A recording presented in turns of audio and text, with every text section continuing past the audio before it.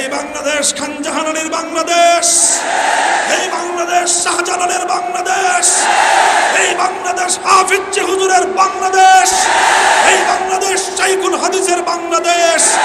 এই বাংলাদেশে আর কোন ইসলাম বিরোধী ষড়যন্ত্র বরদাস্ত করা হবে না।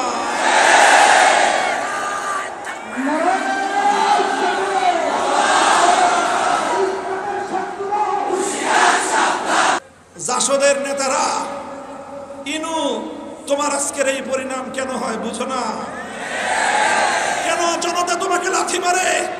একটু কারাগারের অন্তরালে বসে নতুন করে ভাববার আমি আহ্বান জানাই।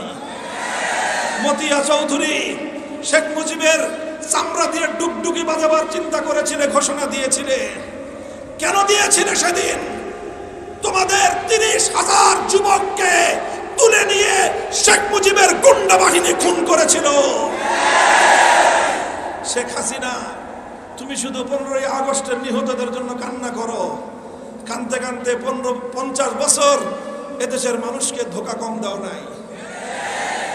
15ই আগস্টের নিহতরা যেরকম তাদের রক্তের দাম আছে, তাদের হাতে, তোমার বাবার হাতে, তোমার বাবার বাকশালীদের হাতে আমার বাংলার 30,000 মায়ের কোল খালি হলো।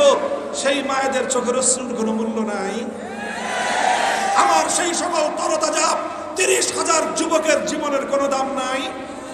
তোমার কাছে যদি 30,000 যুবকের প্রাণের কোনো দাম না থাকে, এদেশের মানুষের কাছে 15ই আগস্টের নিহতদের কোনো মূল্য থাকবে না।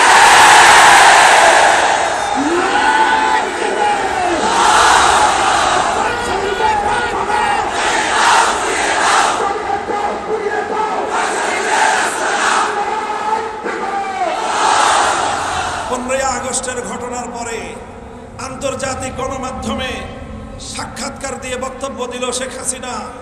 বলল যে জাতি তার বাবাকে হত্যা করেছে, তিনি সেই জাতির কাছ থেকে প্রতিশোধ গ্রহণ করবেন। এটা ওপেন ঘোষণা। আজও মিডিয়া জগতে শেখ হাসিনার সেই ঘোষণা এখনো পর্যন্ত খুঁজে পাবেন। 1975 সাল থেকে 2024 সাল, 15ই আগস্ট থেকে 5ই আগস্ট, শেখ হাসিনার 50 বছরের রাজনীতি, প্রতিশোধের রাজনীতি। বাংলাদেশের মানুষের কাছ থেকে তিনি প্রতিশোধ গ্রহণ করেছেন। এদেশের মানুষ যেন মাথা তুলে দাঁড়াতে না পারে সেই ব্যবস্থা তিনি করেছেন। দেশটা যেন একটা তলাবিহীন ঝুড়িতে রূপান্তরিত হয় সেই ব্যবস্থা তিনি করেছেন। আমার কাছে আশ্চর্য লাগে, একটা বিধবা নারী,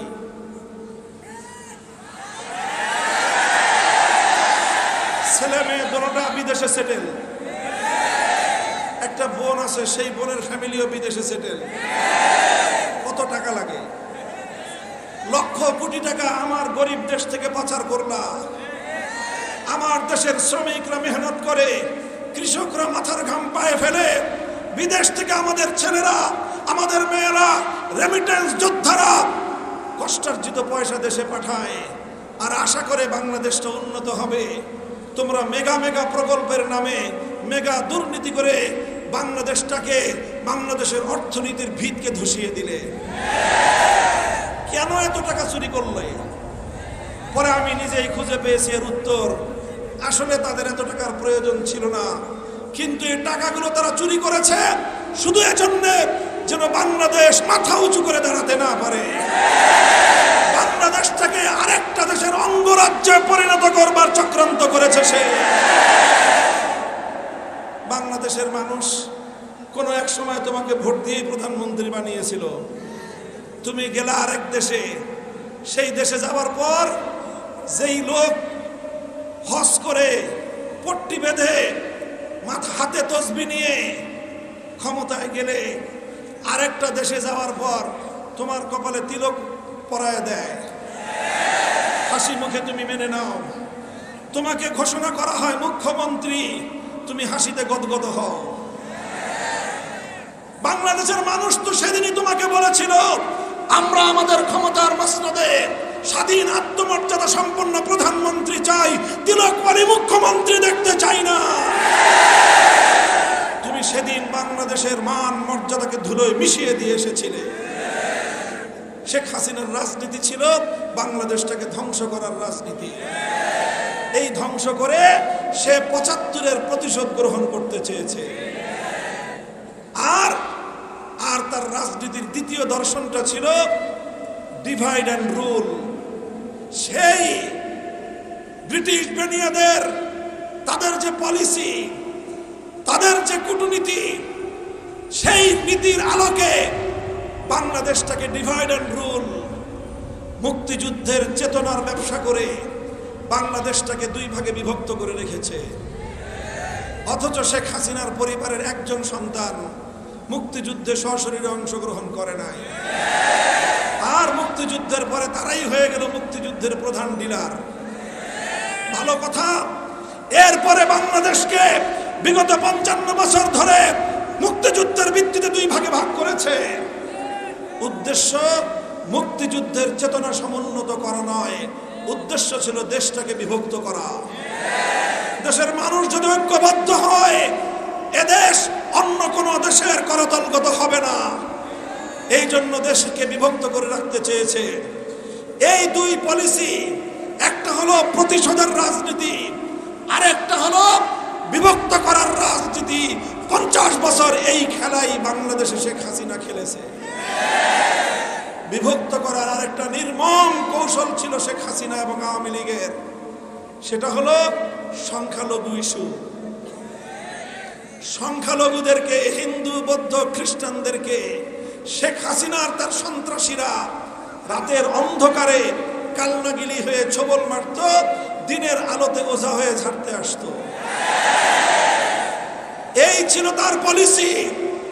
2024-এর ৫ আগস্টের পর এই বাংলাদেশ খান জাহান আলীর বাংলাদেশ, এই বাংলাদেশ শাহজালালের বাংলাদেশ, এই বাংলাদেশ হাফিজ হুজুরের বাংলাদেশ, এই বাংলাদেশ শাইখুল হাদিসের বাংলাদেশ। এই বাংলাদেশে আর কোন ইসলাম বিরোধী ষড়যন্ত্র বরদাস্ত করা হবে না।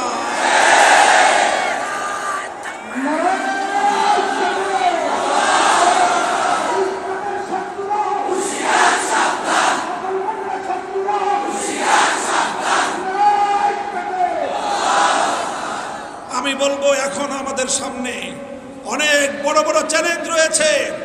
অর্থনীতির পুনরুদ্ধার করতে হবে, আইন শৃঙ্খলা রক্ষার পরিস্থিতিকে আবার পুনঃপ্রতিষ্ঠা করতে হবে। পুলিশের যে সকল নিরীহ নিরপরাধ লোকজন আছেন, আপনারা কাজ করুন, এদেশের জনগণ আপনাদেরকে সহযোগিতা করবে। আর যারা পুলিশের নামে লিক করেছিলেন, তাদেরকে বলবো, দয়া করে বাংলাদেশ ছেড়ে পালিয়ে যেতে পারলে পালিয়ে যান। এদেশের মানুষ আপনাদেরকে পেলে কোনোদিন তারা ক্ষমা করতে পারবে না।